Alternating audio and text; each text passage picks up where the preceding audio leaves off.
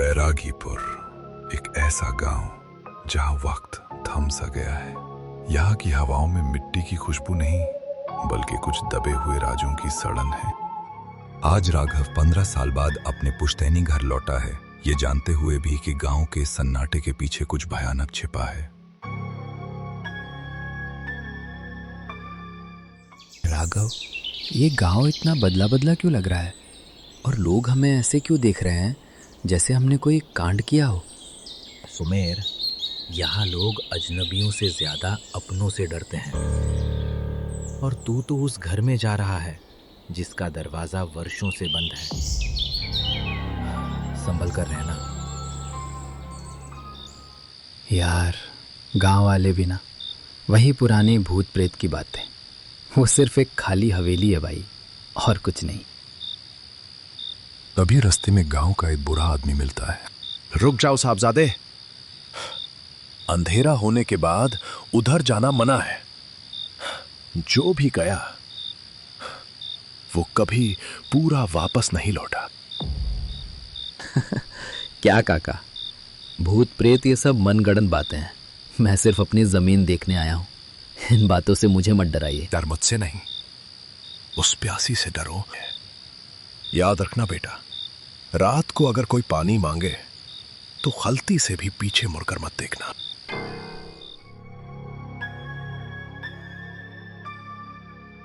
राघव और सुमेर हंसते हुए काका की बात को अनसुना कर हवेली की ओर चल देते हैं। सूरज डूबने को था। हवेली का पुराना दरवाजा खुला पड़ा था, मानो कोई किसी का वर्षों से इंतजार कर रहा हो। यार राघव, सच में मुझे ठीक नहीं लग रहा। वो बूढ़ा आदमी मजाक नहीं कर रहा था। डर मत यार, मेरा घर बस इसी के पीछे है।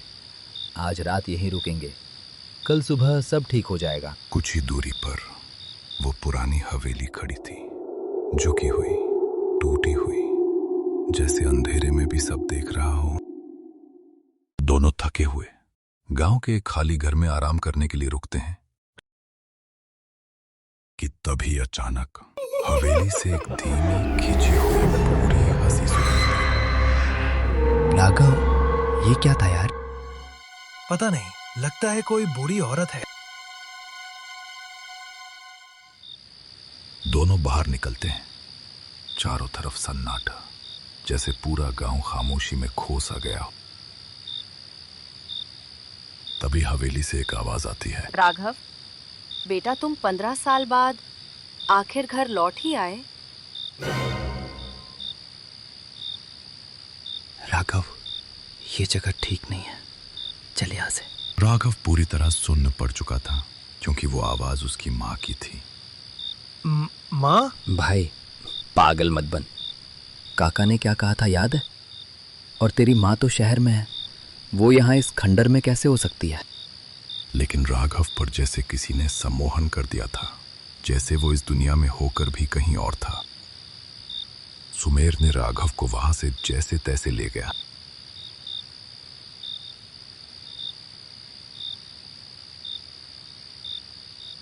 सुमेर राघव को वापस उसी घर में ले आता है।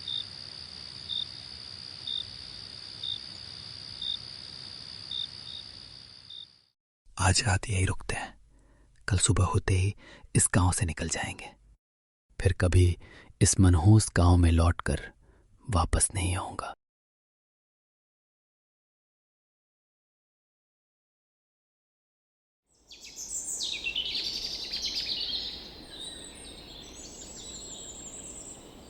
सुबह होते ही सुमेर राघव को लेकर बस स्टैंड की ओर चल देते हैं।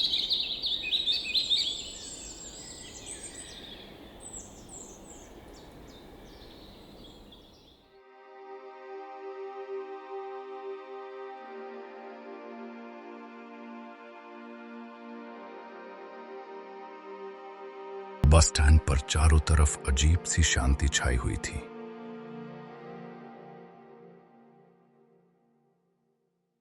तभी गांव के एक आदमी ने बताया, कल रात गांव का पुल टूट गया है। अभी 2 दिन तक कोई बस नहीं है। क्या मतलब? एक और रात? सुमेर परेशान हो गया।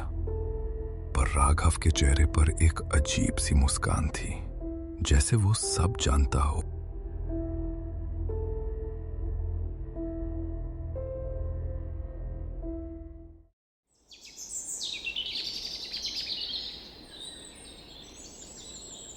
दिन भर राघव खोया खोया रहा।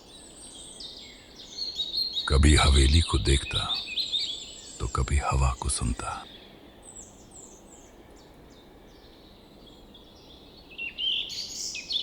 सुमेर की बेचैनी अब बढ़ने लगी थी, क्योंकि अब सूरज धीरे धीरे डूबने लगा था और रात होते ही फिर से वही भयानक मंजर।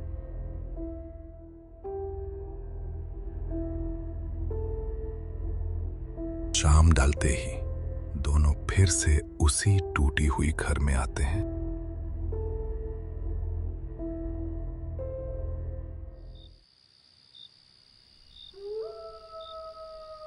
धीरे धीरे रात और गहरी होती जा रही थी और उसके साथ सुमेर की धड़कनें भी बढ़ने लगी थी। भाई बस आज रात तू कहीं मत निकालना, कल सब ठीक हो जाएगा। पर राघव जैसे वहां होकर भी कहीं और था।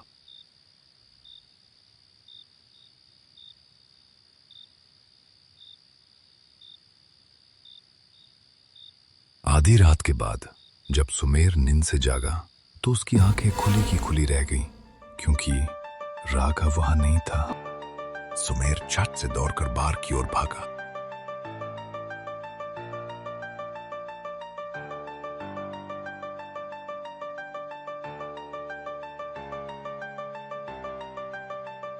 सुमेर बाहर निकलकर देखा, कोई घने कोहरे पे चल रहा था। जो महल की ओर जा रहा था वो राघव था। उसकी चल देखकर ऐसा लग रहा था जैसे वो खुद नहीं चल रहा, बल्कि कोई उसे चला रहा है।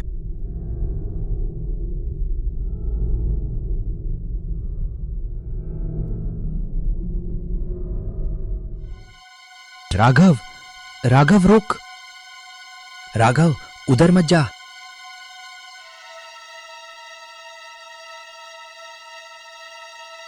लेकिन तब तक सुमेर हवेली पहुंच गया था।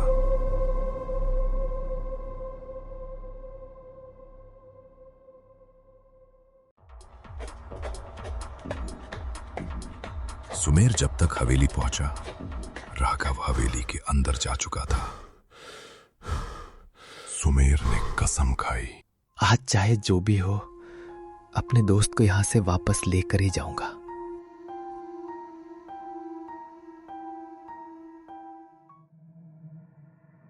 सुमेर भी हवेली में घुस चुका था। अंदर खामोशी इतनी थी कि खुद की ही दिल की धड़कन डरा दे। अंदर चारों ओर मकड़ी के जले, टूटी हुई दीवारें और एक अजीब सी शांति छाई हुई थी। राघव कहाँ है तू? कि तभी ऊपर से एक आवाज आई। सुमेर आवाज सुनकर घबरा जाता है और वो ऊपर की ओर भागता है।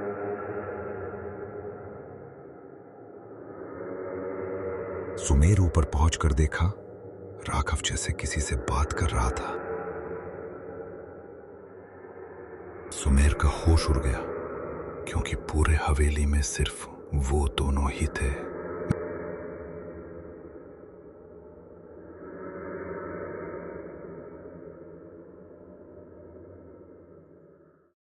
राघव होश में आ, तू किससे बातें कर रहा है? राघव गुस्से से बोला, देख नहीं रहा मैं अपने मां से बातें कर रहा हूं। भाई तू पागल हो गया है क्या? वहां कोई नहीं है। तू चल मेरे साथ। चुप और चला जा यहां से, मुझे अपनी मां से बात करने दे।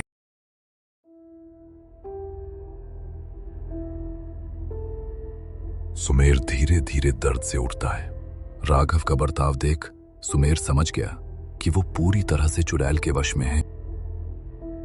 तभी सुमेर की नजर कमरे के कोने पर गया। वहां किसी की परछाई थी और राघव उसी के वश में था। ये सब देख सुमेर का होश उड़ गया।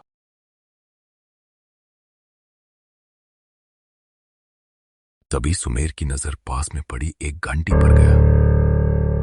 घंटी अंधेरे में भी चमक रहा था। सुमेर झट से उठा और घंटी की तरफ भागा और वो घंटी उठाकर जोर जोर से बजाने लगा।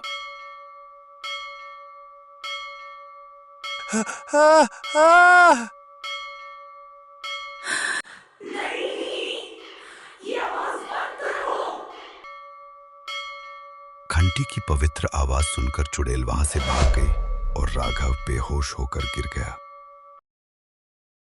राघव, राघव, राघव उठ, होश में आ मेरे भाई।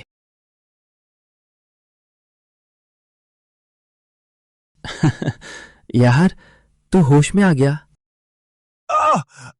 मेरा सर! क्या हुआ था मुझे? और हम इस खंडर में क्या कर रहे हैं? सब बताता हूं।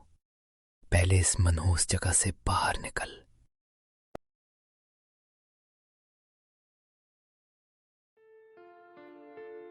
आसमान अब नीला हो रहा था। रात का डर भी धीरे धीरे कम हो रहा था। दोनों हवेली से बाहर निकल चुका था। सुमेर के हाथ में अभी भी वो पवित्र घंटी थी जिसे वो कसकर पकड़ा हुआ था।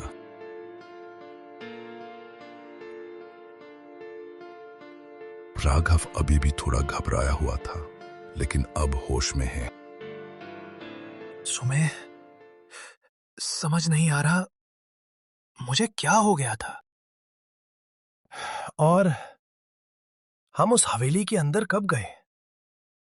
मुझे बस इतना याद है, किसी ने मुझे मां की आवाज में बुलाया था। जब तू हवेली की तरफ चला गया था तब तू अपने होश में नहीं था। मतलब? वो चुड़ैल तुझे तेरी मां की आवाज में बुला रही थी। कभी कभी इंसान का प्यार उसका सबसे बड़ा दुश्मन बन जाता है, और वही प्यार उसे ऐसे रास्ते पर ले जाता है जहां से लौटना लगभग नामुमकिन हो जाता है।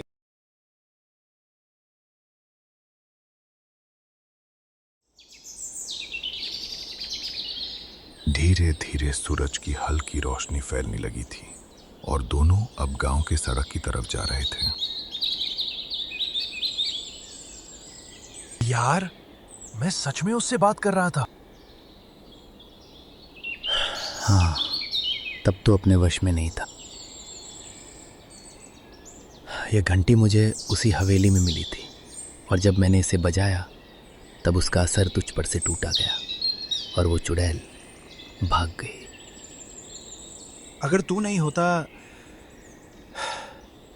तो शायद मैं कभी वापस नहीं आता। अब छोड़ वो सब और चल निकलते हैं इस मनहूस गांव से। उस रात सुमेर राघव को मौत के मुंह से वापस लाया था।